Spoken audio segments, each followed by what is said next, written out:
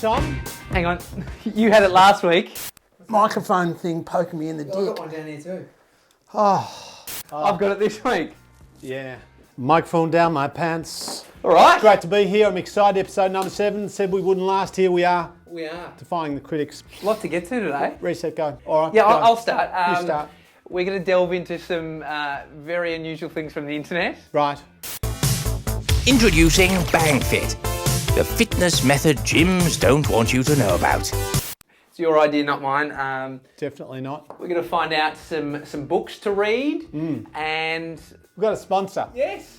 Who would have thought? We might even get to 10 episodes. Yeah, 7 in.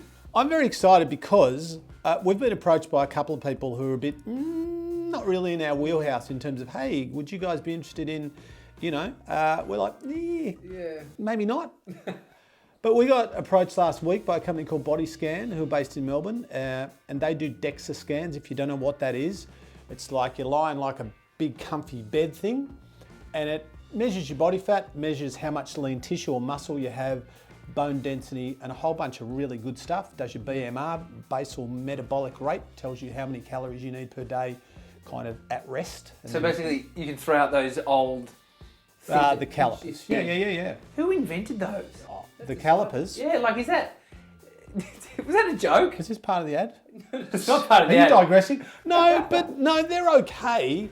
But the problem with calipers, and I used them for 115 years, is that back in the day, well, they take a fair bit of skill because you've got to separate the, so when you've got to separate the fat from the muscle and So that takes skill. DEXA scan. lie in a bed. Lie in a bed, Easy. be comfy. And but the really good thing about the people from Body Scan, Tommy, is that they've got a mobile DEXA scan. That's right, mobile. It comes to you. Nice. So if you're a gym, or you own a gym, or you're part of a gym, or you're a trainer, or you're a manager, or a PT studio, or any kind of health, wellness, fitness business, or maybe you're just a regular business that would like to get the body composition of some of your staff or all of your staff done for maybe some health purposes, if you're going to do like a health wellness program with your team to get some starting data, some baseline data, they come to you. Whereas normally DEXA scan's the most advanced, most high-tech, most accurate way to get all this stuff measured. Normally you've got to go to a hospital or a clinic or such setting, and you've got to drive in the city and you've got to find a park and in and out. I've had it done. It's 2.5, 3 hour process. Yeah. This way they come to you in a truck, $250,000 truck with thing on board. I know. Boom. Lots and lots of possibilities to come and do to do with your staff or your clients or your members. They come to you. Got to be a minimum of 10 people, but All right, if you're the number. the number it'll be on the screen, the number 0421 935 131.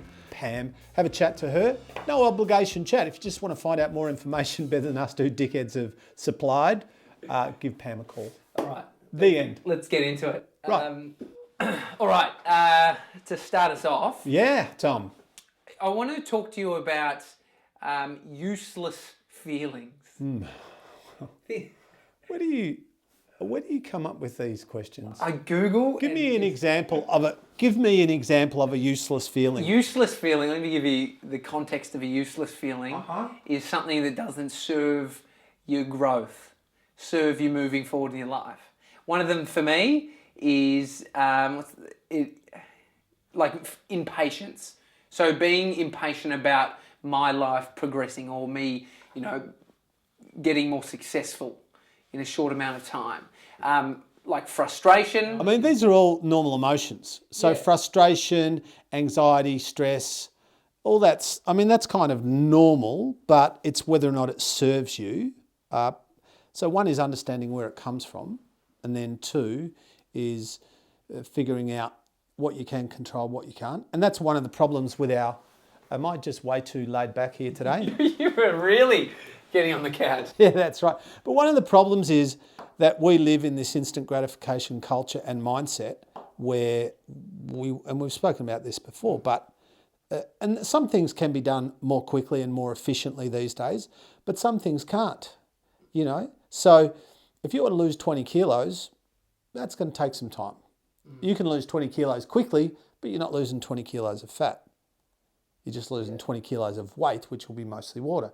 And when you regain that weight that you lost very quickly, and you will regain the weight most times, you might gain a bit more. And it's probably because I hear a lot of this. I hear a lot of podcasts where they're talking about, you know, being frustrated about not having the success you want is counterproductive to you actually becoming successful. So I think that's my question, is going, like, how much merit does this have? Or do these drive you? What's your take on it? Well, my thing would be, does me pondering this serve me or sabotage me? Yeah. Like, does this empower me or disempower me? Is it propelling me forward or holding me back? And you know the answer to all of those. Now, that's one thing. It's another thing to live that, because you feel frustrated. You don't choose frustration, you feel frustration. Yeah. So the challenge is to, I forget the name of the lady who wrote that book, but Feel the Fear and Do It Anyway, which is quite a good book. We're talking about books later or at some stage.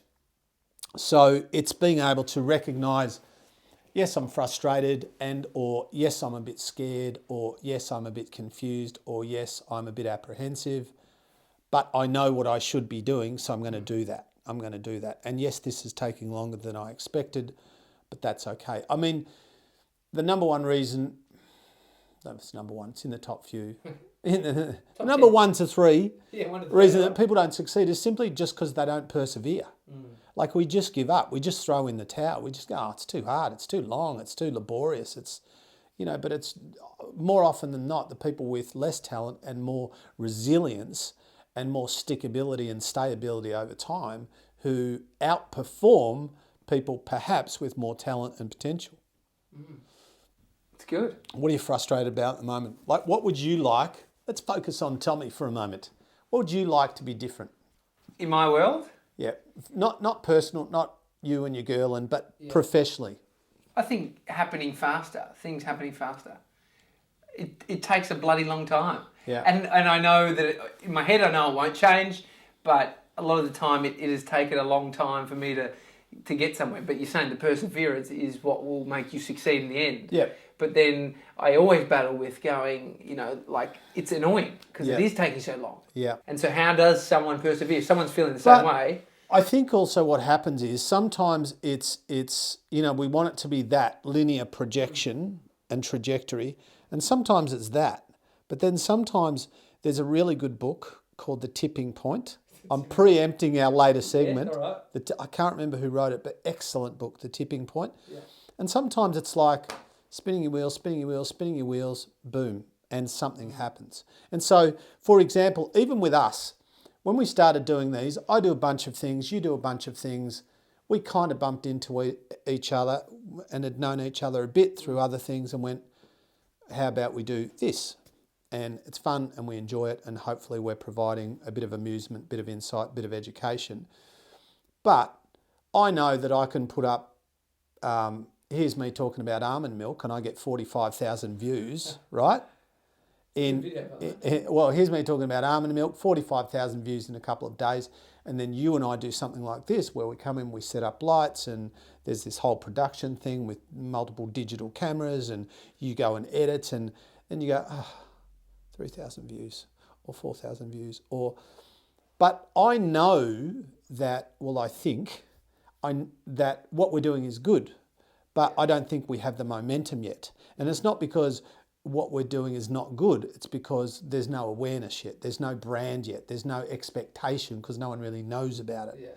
Yeah. And so hopefully we get to a point where, you and I can do this rather than the thing we try and fit in between the things that pay us money. So we can do this as part of our job. So we're never going to charge people for this. Yeah. But this is something where we can do better and bigger things and provide greater value to people, better content, more stuff, but because we've reached that tipping point. And right now I think we're in that place where we're doing some good stuff, as objective as I can be. That doesn't necessarily get the recognition that other things might. So what about your blog? So was there, what happened there? Was there a tipping point? So probably a couple of years in. Yeah, it was a very slow grind. But it was funny because I didn't really have expectations. So to me, the fact that it turned into something with a fair bit of traction and a fair bit of reach was amazing. But I wasn't particularly strategic with it.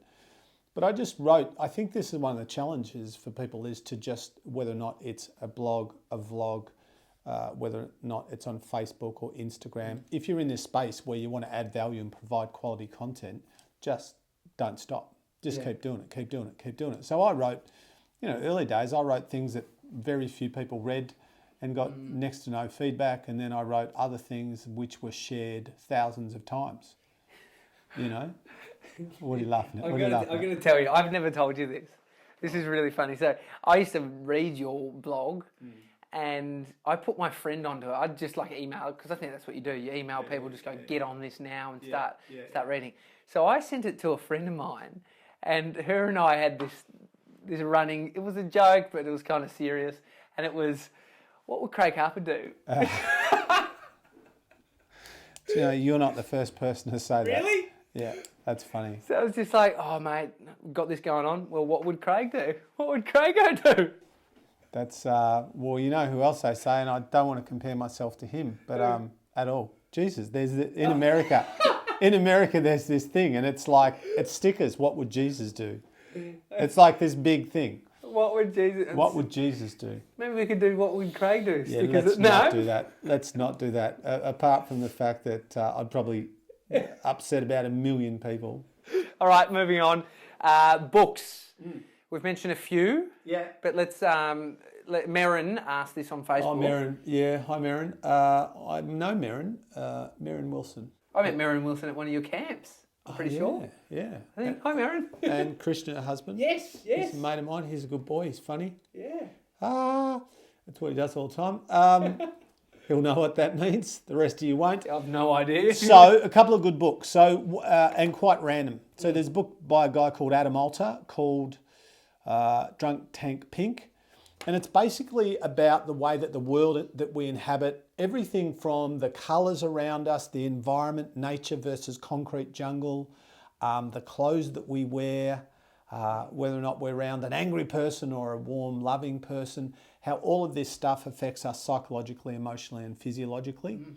I could go into it, but we don't know. But fascinating book. Yeah. Like one of my top 5 all-time books. Drunk Tank Pink? Yep, and I just picked it up because I saw him, interviewed on a show and he was interesting, quite interesting, but the book's even better. Awesome. Another one is called The 5 Love Languages by a guy called Dr. Gary Chapman. Good. So it's got a bit of a Christian undertone, but forget that in a nice way. It's just a great book about relationships and people and the way that we experience or express love. So it talks about 5 different kinds of love. I won't give them all away, but let's go to some people feel loved when you give them quality time. So you spend time with them, you focus on them, you give them attention, you listen to them. Other people don't. Other people feel love when they experience physical touch, when someone gives them a hug or a kiss or an arm around the shoulder, or where they feel loved and valued and appreciated.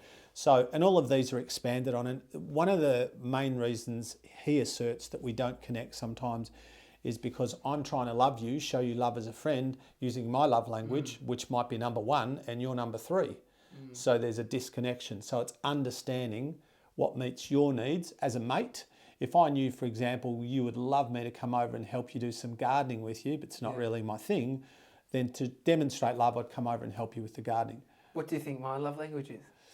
I think your love language is words of affirmation, and with people you love, quality time. Yeah. So with your dad, quality time. Yeah.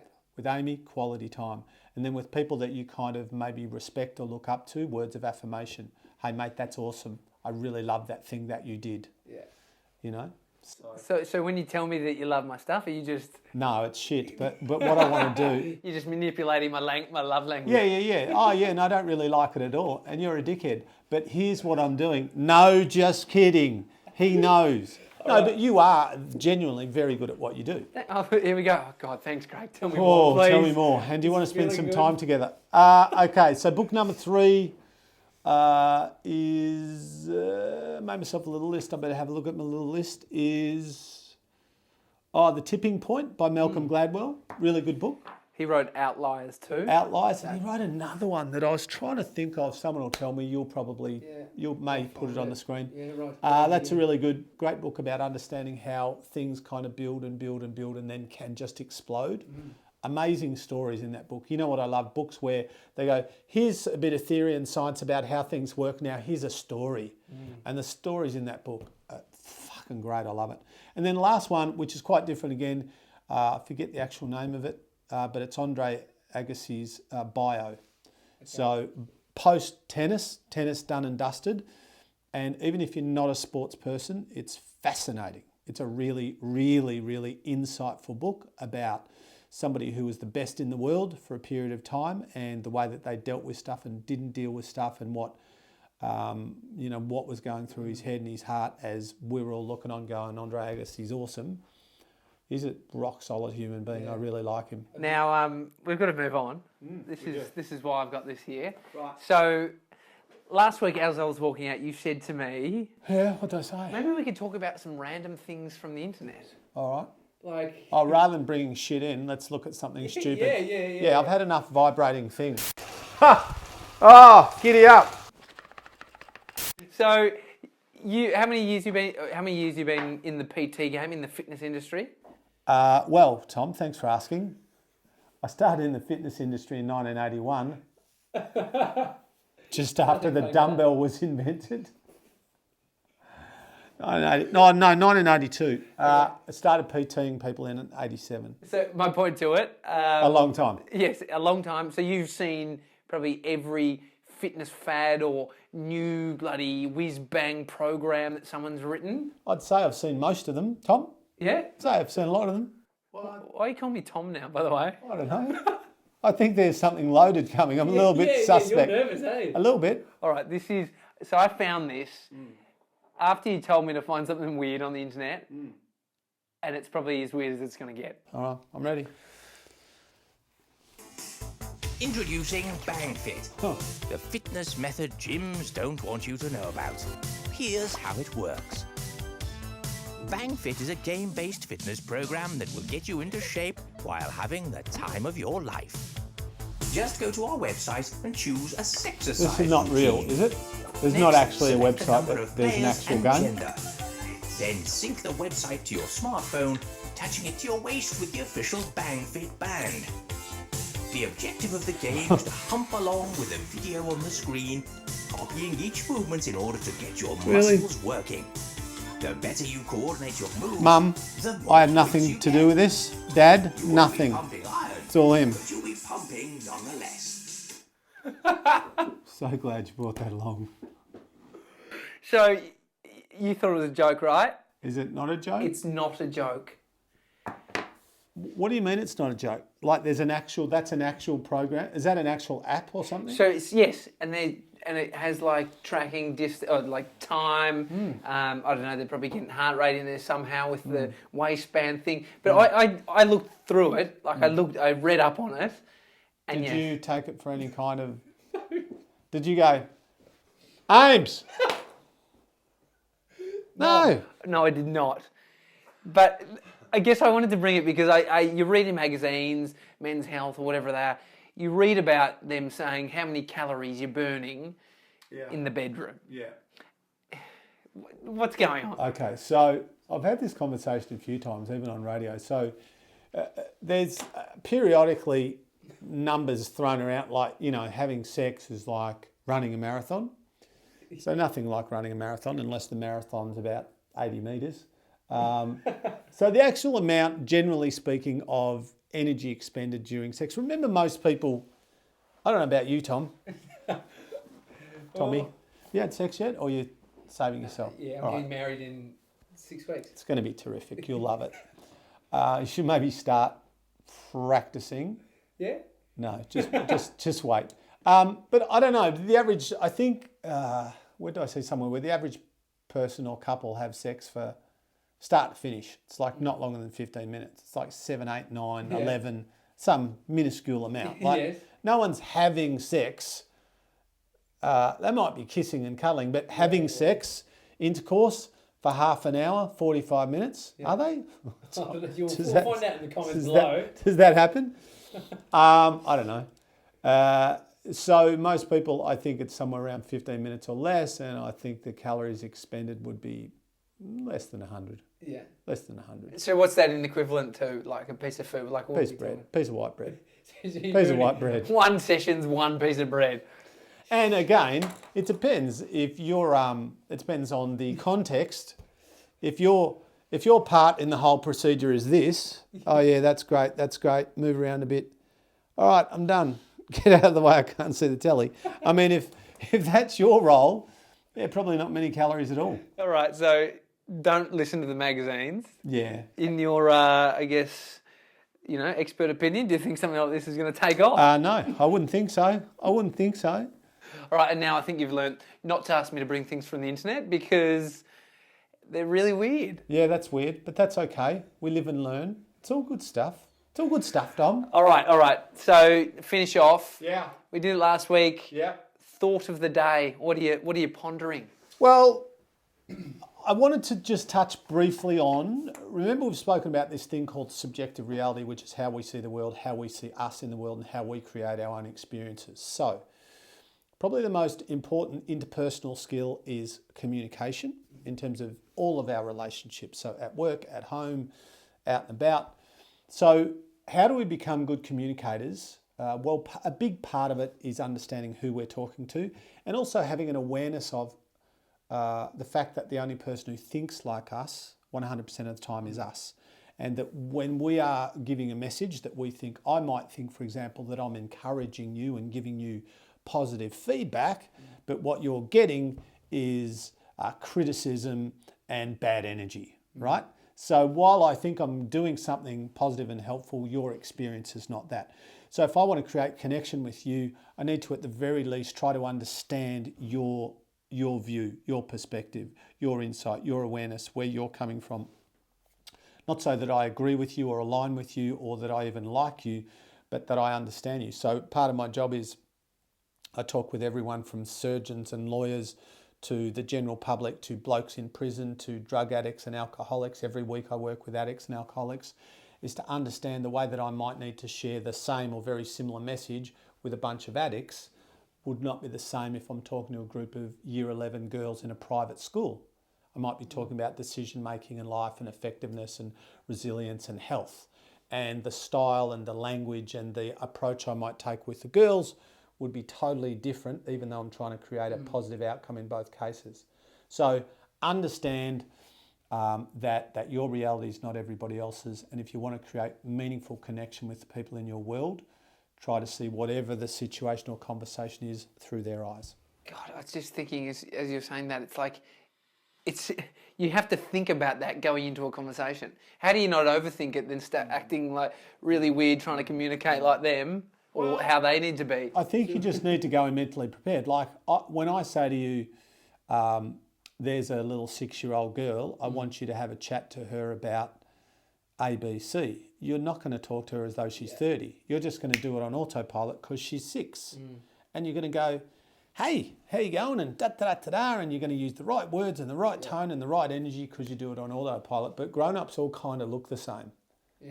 Yeah? So we need to have that awareness that when I'm not an addict, but when I talk to an addict, I don't talk to him or her like I would perhaps talk to you, because and there's no judgment in that. There's just an awareness that the way that I need to talk to this person is probably not the way that I would typically communicate about this topic if I want to connect with them and if I want them to respect me and listen to me. But we can say what we want on this show, so...